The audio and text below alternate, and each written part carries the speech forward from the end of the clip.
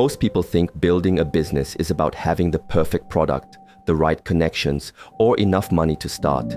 But what if I told you that 90% of successful entrepreneurs share one invisible trait that has nothing to do with business strategy? What if the reason your business isn't working has absolutely nothing to do with your business plan, your marketing, or your competition? Stay until the end, because what I'm about to reveal will completely shift how you see success, failure, and the hidden forces that actually determine whether you build something that thrives or something that slowly kills your soul. Hidden foundation. The monastery was silent, except for the sound of my own breathing. I had traveled thousands of miles to understand something that was eating me alive. 3 businesses, 3 failures, each one more devastating than the last. I had convinced myself it was about market timing, about funding, about partnerships gone wrong. But sitting in that meditation hall, something much deeper began to surface. The master looked at me with eyes that seemed to see through every excuse I had ever made. "You want to build something that works," he said, "but you have never asked yourself what it means to work from a place that is already whole." His words hit me like a physical blow. I realized I had been trying to build external success to fill an internal void, and that void was like a black hole that consumed everything I touched. Most entrepreneurs are running from something. We tell ourselves we're running toward freedom, toward impact, toward wealth, but the truth is more uncomfortable. We're running from the feeling of not being enough. We're building businesses to prove our worth to parents who never believed in us, to fill the emptiness left by relationships that broke us, to silence the voice that whispers we're frauds who don't deserve success. But here's what no one tells you about building from that place of lack. Every decision you make is contaminated by fear. You attract customers who drain your energy because you're operating from desperation. You create products that feel hollow because they're born from ego rather than genuine service. You build teams that reflect your own inner chaos because you can't give what you don't possess. Inner alignment, the master continued. Before you can build anything that truly works, you must first understand the difference between building from fear and building from love. Fear creates businesses that survive. Love creates businesses that transform. I thought about every successful entrepreneur I had studied. Bezos didn't build Amazon just to make money. Jobs didn't create Apple just to sell computers. There was something deeper driving them, something that made their work feel like a calling rather than just a career. When you're aligned with your true purpose, your business becomes an extension of your soul. You don't have to force growth because growth becomes natural. You don't have to manipulate customers because you're genuinely serving them. You don't have to micromanage employees because they feel the authenticity of your mission and want to be part of something bigger than themselves. But alignment isn't just about finding your passion. Passion is surface level. Alignment is about understanding your wounds and how they've shaped your unique ability to serve others. Every great entrepreneur I've met has transformed their deepest pain into their greatest gift. Oprah's childhood trauma became her superpower for connecting with people's stories. Elon Musk's fear of human extinction drives his relentless pursuit of sustainable technology. Your business will only be as powerful as your willingness to face your own darkness.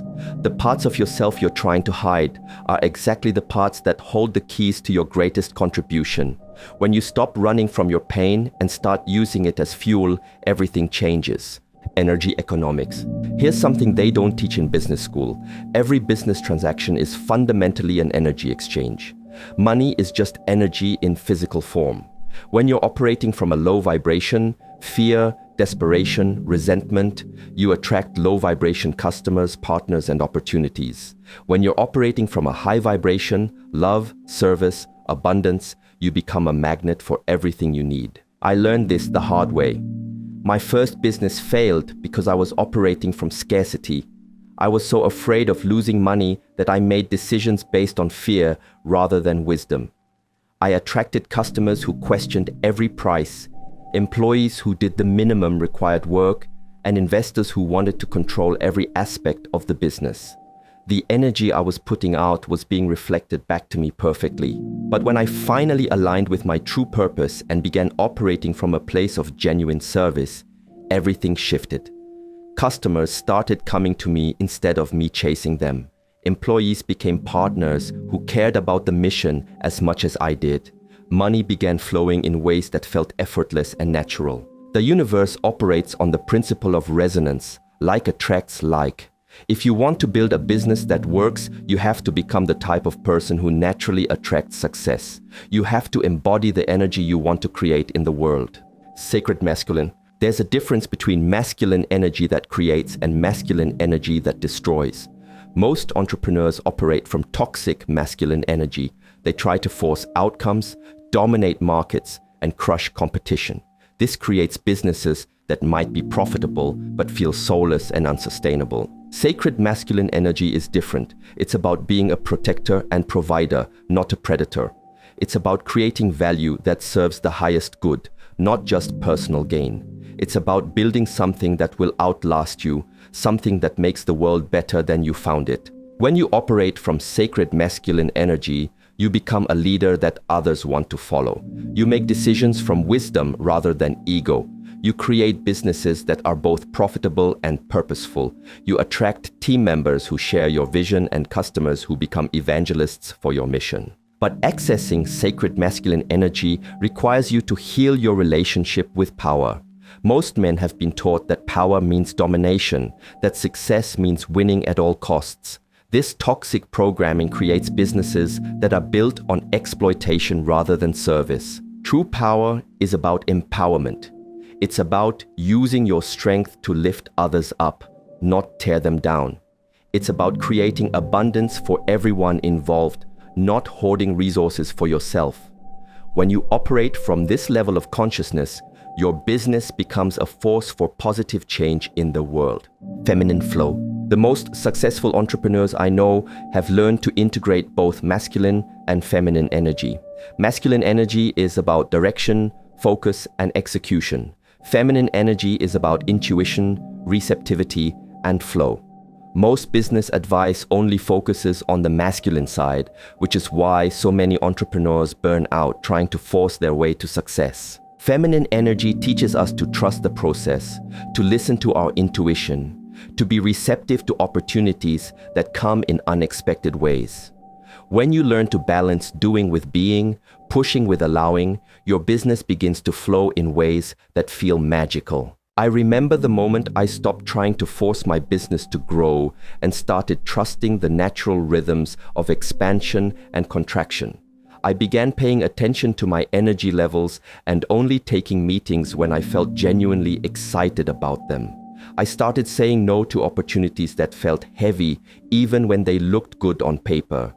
I began trusting my gut feeling about people and partnerships. The results were immediate and profound. My stress levels dropped dramatically. My creativity exploded. My income actually increased because I was only pursuing opportunities that were in true alignment with my purpose and values. Shadow integration. Here's the part that will make you uncomfortable. Every entrepreneur has a shadow side, parts of themselves they don't want to acknowledge. Maybe it's greed, maybe it's a desire for revenge, maybe it's a need to prove others wrong. Most people try to suppress these aspects of themselves, but shadows don't disappear when you ignore them. They just operate unconsciously, sabotaging your efforts in ways you don't even realize. The path to building a business that truly works requires you to face your shadow and integrate it consciously. This doesn't mean acting on every dark impulse, but it means acknowledging these parts of yourself and finding healthy ways to channel that energy. My shadow included a deep rage about being underestimated and dismissed. For years, I tried to be the nice guy entrepreneur, always putting others first and never advocating for myself. But my suppressed anger was leaking out in passive-aggressive behaviors that were destroying my relationships and my business. When I finally acknowledged my anger and found healthy ways to express it, everything changed. I became more assertive in negotiations. I started setting boundaries that protected my energy and my vision. I stopped accepting disrespectful treatment from customers and partners. My business immediately became more profitable and much more enjoyable to run. Relationship mastery. Business is ultimately about relationships. Your ability to build authentic connections with customers, employees, partners, and investors will determine your level of success more than any technical skill or business strategy. But most entrepreneurs are terrible at relationships because they've never learned to have a healthy relationship with themselves. You can't give what you don't have. If you don't know how to love yourself, you can't truly serve your customers. If you don't trust yourself, you can't build trust with your team. If you don't respect yourself, you won't command respect from others. Building a business that works requires you to become the kind of person others want to do business with. This means developing emotional intelligence, learning to communicate clearly and authentically, and creating an environment where others can thrive alongside you. The most successful entrepreneurs I know are also the most emotionally mature. They can handle conflict without becoming defensive. They can receive feedback without taking it personally. They can inspire others without manipulation or coercion. They've learned that vulnerability is actually a strength, not a weakness. Purpose discovery. Your purpose isn't something you find, it's something you uncover. It's been there all along, buried under layers of conditioning, expectations, and fears. The process of building a business that works is ultimately the process of stripping away everything that isn't authentically you until you're left with your pure essence. Most people think purpose has to be grand and world-changing, but sometimes purpose is simply about being fully yourself in service to others. Sometimes it's about solving a problem that has personal meaning to you. Sometimes it's about creating something beautiful that brings joy to people's lives. The key is alignment. When your business is aligned with your true purpose, work doesn't feel like work. Challenges become opportunities for growth rather than obstacles to overcome. Success becomes inevitable because you're operating in harmony with your natural gifts and talents. But discovering your purpose requires silence.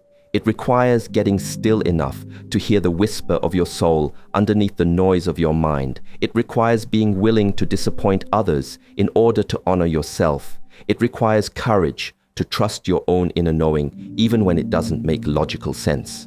Wealth consciousness. Money is not the root of evil. The love of money is the root of evil. There's a crucial difference. Money is simply a tool for exchanging value.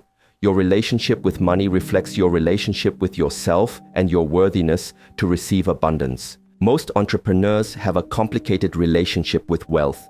Part of them desperately wants it, while another part feels guilty about wanting it. This internal conflict creates self-sabotage patterns that keep them stuck in feast or famine cycles. Building a business that works requires you to heal your money story.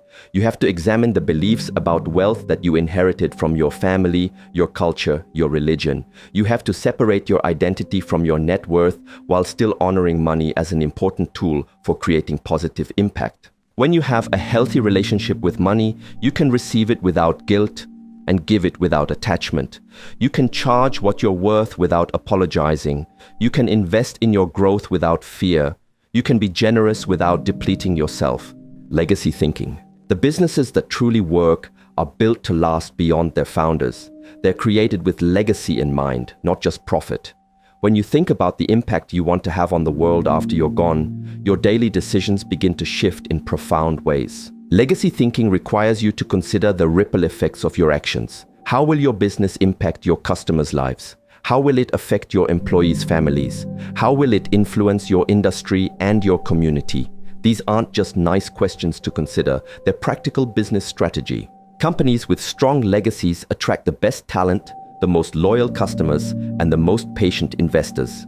They create sustainable competitive advantages that can't be easily replicated. They build brand value that compounds over time. But legacy isn't just about business impact. It's about who you become in the process of building something meaningful. The challenges you'll face while building your business will force you to grow in ways you never imagined. You'll develop courage, resilience, wisdom, and compassion that will serve you for the rest of your life. Final integration. Sitting in that monastery, I finally understood what the master meant when he said I needed to work from wholeness. Building a business that works isn't about having the perfect strategy or the right resources. It's about becoming the kind of person who naturally creates value in the world. This journey requires everything from you. It will demand that you face your deepest fears, heal your oldest wounds, and integrate the parts of yourself you've been trying to hide. It will ask you to trust yourself more than you trust the opinions of others. It will require you to stay committed to your vision, even when everyone around you thinks you're crazy. But here's what happens when you commit to this path. You don't just build a successful business. You build a life that feels authentic and meaningful. You don't just make money. You create wealth that extends far beyond your bank account. You don't just achieve your goals. You become the kind of person who naturally achieves whatever they set their mind to. The world needs what you have to offer, but only in its purest form. Only when it comes from love rather than fear. Only when it's built on a foundation of self-knowledge rather than self-deception. Only when it serves something greater than your own ego. Your business is not separate from your spiritual path. It is your spiritual path. Every customer interaction is an opportunity to practice compassion. Every business decision is a chance to choose love over fear. Every challenge is an invitation to grow into a more conscious version of yourself. Stop trying to build a business that works and start building yourself into the kind of person who naturally creates businesses that work. The difference between these two approaches is the difference between struggling to survive and thriving with ease. The choice is yours, and the time is now. If you've stayed with me until this moment, you're different. You understand that success isn't just about external achievements. It's about internal transformation. The business you build will be a reflection of who you become. Make sure that person is someone you're proud to be. Make sure that business is something the world actually needs. Make sure your legacy is one that serves life itself. The universe is waiting for your unique contribution, but only you can decide if you're brave enough to offer it authentically.